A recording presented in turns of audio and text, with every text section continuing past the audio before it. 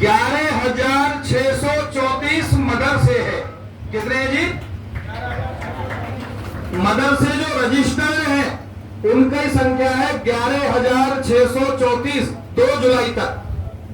और उसी उत्तर प्रदेश में संस्कृत विद्यालय जो रजिस्टर्ड है वो 1193 विद्यालय है जिनको 9 को मान्यता भी मिली 18 जनवरी 2024 को। संस्कृत विद्यालय कितने हैं जी? 1193। शासनादेश है मेरे पास, वो हवा की बात नहीं, व्हाट्सएप की बात नहीं बता रहा। अगली बात सुनिएगा, संस्कृत विद्यालयों में जो रजिस्टर्ड है इस वर्ष जो परीक्षा दी है, जो गुरुजी सब जानते हैं, 49,000 विद्यार्थियों ने उत्तर प्रदेश में संस्कृत विद्यालयों की परीक्षाएं दी हैं। कितनी दी गुरुजी? अब वक्फ बोर्ड की सुन लीजिएगा। मदरसा बोर्ड में जो परीक्षाएं दी हैं बच्चा बच्चियों ने 2024 में मार्च और फरवरी में, उनकी संख्या है 2 करोड़। कितनी है? मैं हवा में नहीं उड़ा रहा, मेरे पास आदेश है, मतलब लिखित है संख्या। आप अंदाज लगाइएगा 1193 और 11,634 कितना गुना हुआ? 1।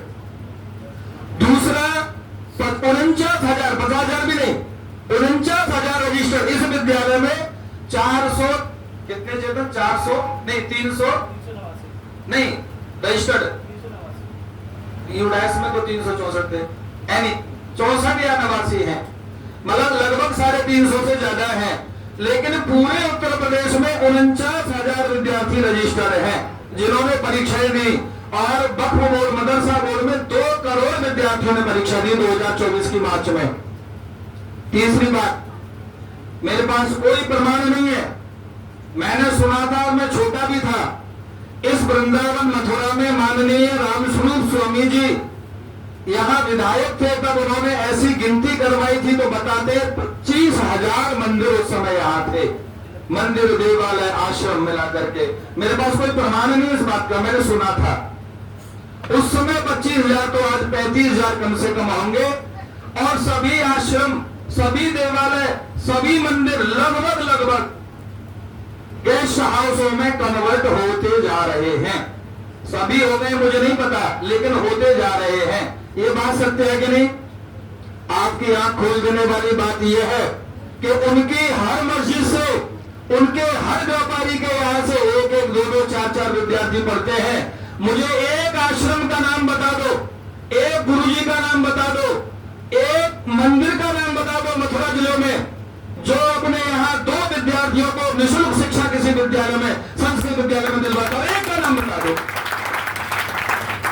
अगर 35,000 मंदिर आश्रम और यहाँ गेस्ट हाउस है तो आप बता दीजिएगा 35,000 बच्चे नहीं बन सकते थे ब्राह्मणों के अथवा हिंदुओं के, जो हिंदू बन सकते थे, संस्कृत के पंडित बन सकते थे। मुझे ये बात इसलिए कहनी पड़ी, पूज्य महाराज श्री ने आंखें खोल दी हमारी, मैकाले की शिक्षा के बारे में बता दिया, गुरुकुलों को ध्वस्त कर दो, हिंदू ध्वस्त हो जाएगा ये बता दिया।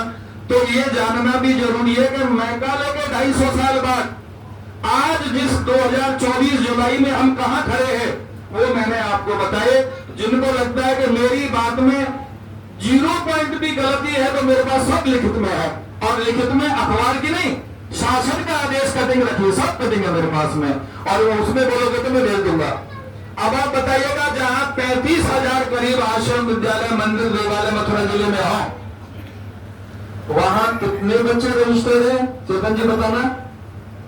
मथुरा में, पूरे मथुरा में इस समय 24 संस्कृत विद्यालय जो रजिस्टर्ड है, और उन 24 संस्कृत विद्यालयों में लगभग 4,000 से नीचे विद्यार्थी रजिस्टर्ड हैं। 4,000 के आसपास है ना मथुरा में? 4,000 से नीचे रजिस्टर्ड है जो परीक्षाएं देते हैं। तो आप बताइए, आपका धर्म, आपकी साहित्य, आपका हिंदू, आपका कर्मकांड, आपका डिप्लोमा, आपका ब्राह्मणत्व कहां जा रहा है? एक आदमी नहीं रोक सकता, सभी समाज को इसका सहयोग करना पड़ेगा, समाज को चाहना पड़ेगा। हम जब पढ़ा करते थे तो स्वामी जी कहते जाओ बेटा 9 बज गए विद्यालय जाओ, पढ़ के आओ। हम लोग रंगलक्ष्मी में मैं पढ़ता था तो वहां जाते थे पढ़ने के लिए, विद्यालय जाओ। आज शायद नहीं कहते हैं, कहते होंगे तो वो जाते नहीं है, और जाते होंगे तो वो पढ़ाया नहीं जाता है।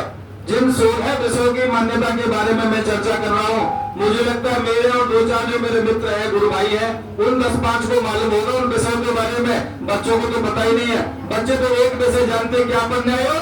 संस्कृत। छोटा बच्चा क्या पढ़ना है? बोल भागवत। डॉक्टर मनोज मोहन जी कहते हैं ये जितने भी वृंदावन मथुरा में आए हुए बच्चे सब भागवत पढ़ने आए हैं, सब भागवत पढ़ने आए, इनको सबको भागवत पढ़ाया जा रहा है।